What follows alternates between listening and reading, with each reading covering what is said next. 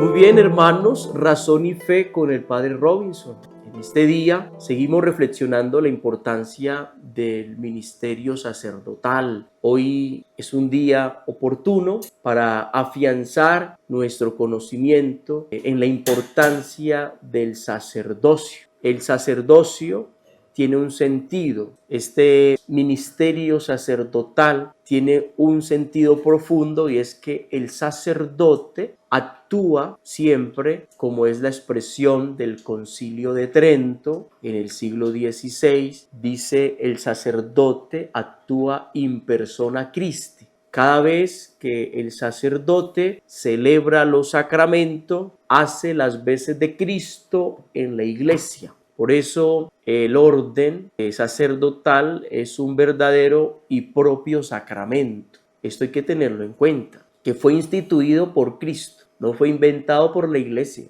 El ministerio del orden es un verdadero y propio sacramento instituido por Cristo. Esto es una verdad de fe expresada, como lo decía, por el Concilio de Trento. Entonces se debe sostener la mediación del sacerdote ordenado. Hay una mediación del sacerdote ordenado, y al mismo tiempo se sostiene el acceso inmediato del pueblo sacerdotal a Dios. Hay un acceso inmediato a Dios. Por eso el sacerdote es ese signo que permite que haya una relación directa entre Dios y su pueblo.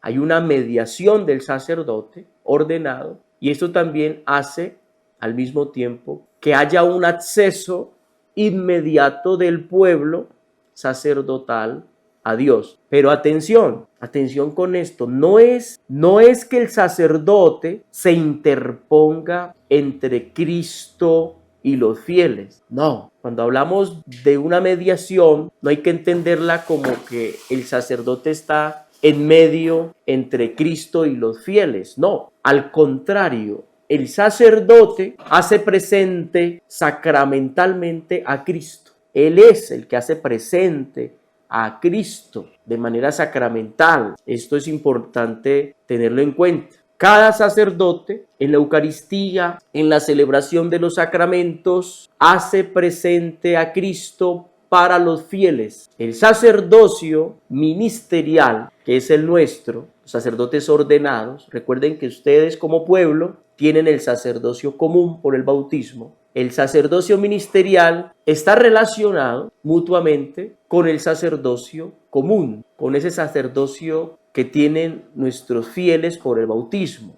Pero hay una diferencia grande también entre los dos sacerdocios. El sacerdocio de los bautizados, que es un sacerdocio común, con el sacerdocio ministerial. Porque nosotros, como sacerdotes, ministros de Cristo, hacemos presente al Señor de manera sacramental, ¿sí? Es allí donde hay que tener en cuenta y poner el acento que hay una diferencia sustancial, ontológica, profunda entre el sacerdocio ministerial, porque hacemos presente a Cristo sacramentalmente, y el sacerdocio común de los fieles por el bautismo. Bien, pues el hacer presente a Cristo como autor de los sacramentos requiere a alguien concreto, para que no parezca que Cristo resucitado se ha disuelto en la iglesia. Cristo no es que se haya disuelto en la iglesia. La iglesia, nuestra iglesia cristiana católica, tiene una frase doctrinal para que nosotros podamos comprender el papel del sacerdote. Dice la iglesia que el sacerdote actúa in persona Christi, en la persona de Cristo. Hace las veces de Cristo. Cada vez que celebra los sacramentos, el sacerdote hace las veces de Cristo en la iglesia. ¿Qué expresa esa frase? Que el sacerdote actúa in persona Christi. Cristo está presente en la iglesia como cabeza de su cuerpo. La iglesia es el cuerpo de Cristo, Cristo es la cabeza. Que el sacerdote actúe in persona Christi está expresando eso, que el sacerdote o que Cristo está presente en la iglesia, en el sacerdote, como cabeza de su cuerpo, como pastor de su rebaño como sumo sacerdote del sacrificio redentor. Es maestro en medio de la iglesia, in persona Christi. El sacerdote actúa, hace las veces de Cristo en medio de la iglesia. Qué importante eso, qué bonito. Por eso el sacerdocio ministerial también actúa en nombre de la iglesia. Cuando presenta a Dios la oración de la iglesia y cuando ofrece el sacrificio eucarístico, actuamos entonces en nombre de Cristo y en nombre de la iglesia, porque somos la cabeza de la iglesia. Cuando presentamos a Dios la ofrenda, la oración, somos intermediario entre Dios y los hombres porque hacemos presente a Cristo, que Cristo es el mediador. No nos enredamos tanto así, vea, Cristo es el mediador entre Dios Padre y los hombres, pero es mediador el sacerdote no como un ser individual, no como Robinson Sarmiento, sino como Cristo. En ese momento en que elevo mi plegaria a Dios, en la vida sacramental, a través de la Eucaristía, los sacramentos, nosotros hacemos las veces de Cristo, que es el mediador entre Dios y los hombres. Ese es el sacerdote, el que actúa in persona Christi, el que hace las veces de Cristo en la iglesia. Es una expresión importante que nos tiene que quedar clara porque hace parte de la doctrina de nuestra iglesia. ¿Quién puede ser sacerdote? ¿A quién se elige como sacerdote? Hermanos, recordemos que el sacerdocio, como lo decía el Papa Juan Pablo II, el sacerdocio es un don y no es un derecho. No es que yo tenga derecho a ser sacerdote, no me habéis vosotros elegido. Canta esa canción preciosa que sabemos escuchar en el templo, No me habéis vosotros elegido, fui yo mismo quien os elegí. Ya nos llamo siervos sino amigos. Es Cristo el que nos elige. Yo no me elijo a mí mismo para que me hagan sacerdote, para ser sacerdote. Dios elige, es un don, no es un derecho. Nadie se puede atribuir el sacerdocio, nadie, sino que el que llama es Dios, el que llama es Dios. En este sentido entra la llamada de Dios, el deseo personal, la aceptación de la iglesia, que es la que ratifica la vocación. Cuando uno va al seminario, uno tiene la intención, el deseo de formarse para ser sacerdote, pero la iglesia ha destinado un grupo de formadores en el seminario, de sacerdotes formadores, que al final del proceso de 8, 9, 10 años ratifican la vocación de alguien y le dicen al joven, vea, te vemos cualidades necesarias, te vemos vocación, te vemos espíritu sacerdotal y te presentamos ante la iglesia, ante el obispo, para que te ordene sacerdote. Entonces, la iglesia misma ratifica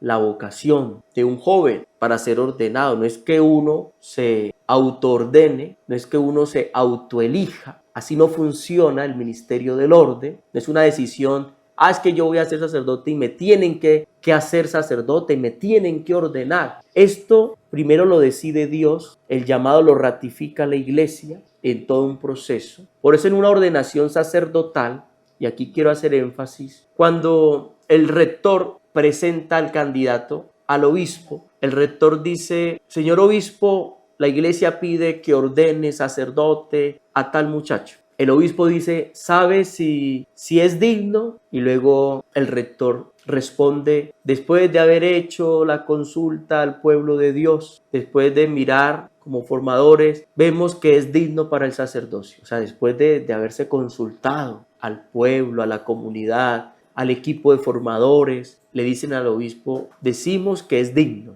para ser ordenado. Entonces ahí el obispo procede a la ordenación sacerdotal. Y con el obispo sucede algo particular. Es muy bonito, por eso el haber participado de la ordenación del obispo el pasado 25 de marzo en la Catedral de Garzón, Huila, en Colombia, cuando se presenta al padre Jaime Alberto, porque hasta ese momento, antes de la ordenación, él es sacerdote. Se dice al nuncio, que estaba presidiendo la celebración, Monseñor, la iglesia pide que ordene obispo a Jaime Alberto. ¿Y sabe qué responde el obispo ordenante, el principal? en este caso el nuncio, dice, ¿tiene el decreto del Papa? Mire lo que dice el obispo que va a ordenar. Cuando le presentan a Monseñor Jaime Alberto, la iglesia pide que ordene obispo a Monseñor Jaime, al padre Jaime Alberto. Dice el nuncio apostólico, ¿tiene el decreto del Papa Francisco? Tiene el decreto del Papa, tiene el buen visto del Papa, porque es que Jaime Alberto no elige ser obispo. Primero es un don, recordemos que el sacerdocio, el ministerio del sacerdocio es un don,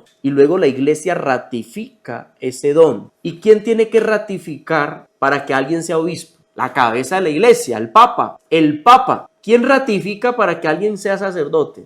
Primero, después de unas consultas al pueblo, los padres del seminario, inclusive también se consulta a algunos seminaristas, y luego el obispo discierne y decide. El obispo decide elegir sacerdote al candidato. ¿Quién decide entonces que alguien sea obispo? Pues esto lo ratifica la iglesia en todo un proceso. En todo un proceso hay unas consultas, un obispo propone un candidato propone a un sacerdote como candidato para ser obispo, eligen a 3 sacerdotes de una diócesis o de diferentes diócesis, eligen a 3 sacerdotes como idóneos, hacen las respectivas consultas a varios sacerdotes del clero, a gente del pueblo de Dios también, y esa terna luego va al nuncio. El nuncio presenta la terna, o sea, 3 sacerdotes los presenta al Papa, y es el Papa, de esos 3, el Papa elige a uno. No es que lo elija ahí con unas balotas, no. El Papa, después de mirar la hoja de vida de cada uno de esos 3, después de mirar el parecer del pueblo de Dios, del clero, el Papa decide y ratifica la vocación episcopal, y en este caso el Papa Francisco eligió a Monseñor Jaime Alberto y escribe un decreto desde el Vaticano. Le mandan a Monseñor Jaime Alberto, vea, usted ha sido elegido Papa,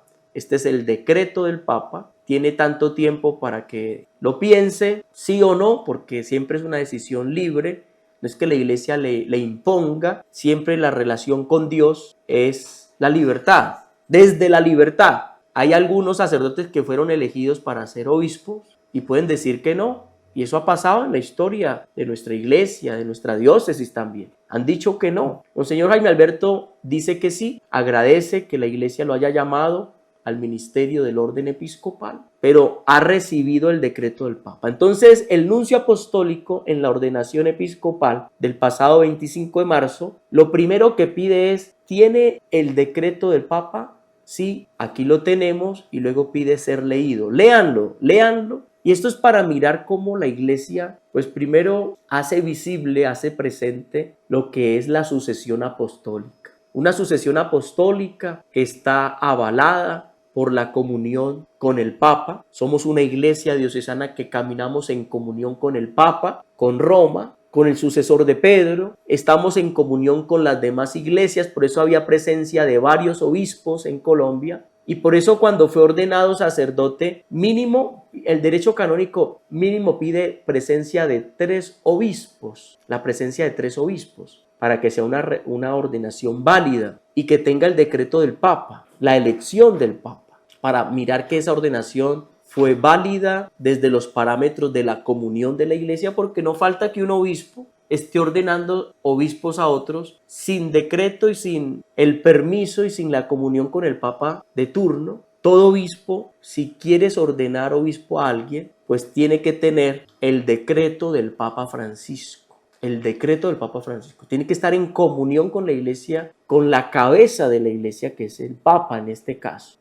Han habido obispos que se han salido, que se han retirado de la iglesia, que han creado división y han ordenado a otros y han creado otras iglesias. Pues una ordenación cristiana, católica, episcopal, una ordenación tiene que tener el decreto del Papa, tiene que tener presencia mínimo de 3 obispos para esa ordenación episcopal, y por eso habían no solo 3 en la ordenación de Monseñor Jaime Alberto, habían más o menos 18 obispos. Y luego al final me pareció bonito que se lee una carta de la Conferencia Episcopal Colombiana. De todos los obispos de Colombia le envían una carta a Monseñor Jaime Alberto diciéndole: bienvenido, te felicitamos por hacer parte del ministerio episcopal. Qué bonito eso, porque eso muestra la comunión con la Iglesia colombiana y también está la comunión con la Iglesia universal, ya que el Papa ha elegido obispo a Monseñor Jaime Alberto.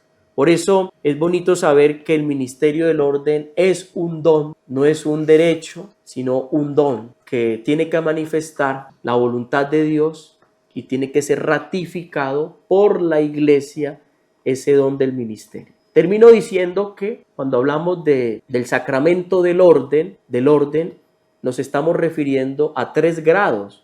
Hay una jerarquía, la Iglesia maneja una jerarquía dentro del sacerdocio, desde el ministerio del orden, y es el diácono, es un grado del ministerio del orden, el presbítero, en este caso nosotros, Padre Pedro, Padre John Freddy, el Padre Robinson, el presbítero y el episcopado. Son grados sacramentales del orden. El ministerio del orden es uno solo, tiene 3 grados: diácono, presbítero y obispo. Entonces no son 3 sacramentos distintos, sino que los 3 constituyen un único sacramento, el del orden sacerdotal.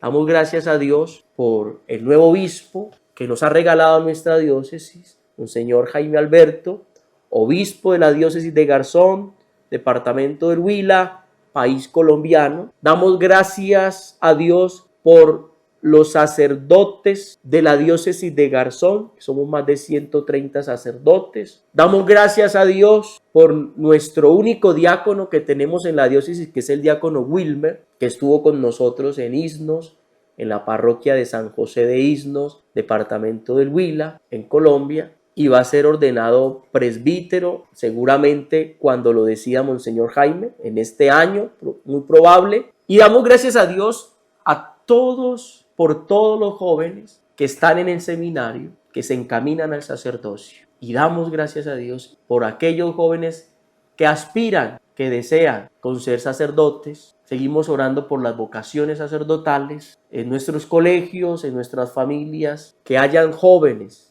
que quieran seguir a Cristo, representando a Cristo, haciendo las veces de Cristo en la iglesia a través del ministerio del orden sacerdotal. Oramos por las vocaciones también religiosas, oramos por las vocaciones al matrimonio, oramos por las personas que se consagran a hacer el bien, a imitar al Señor en esta viña, en este mundo. Que Dios nos bendiga y que María Santísima nos proteja con su santo manto. Chao, chao.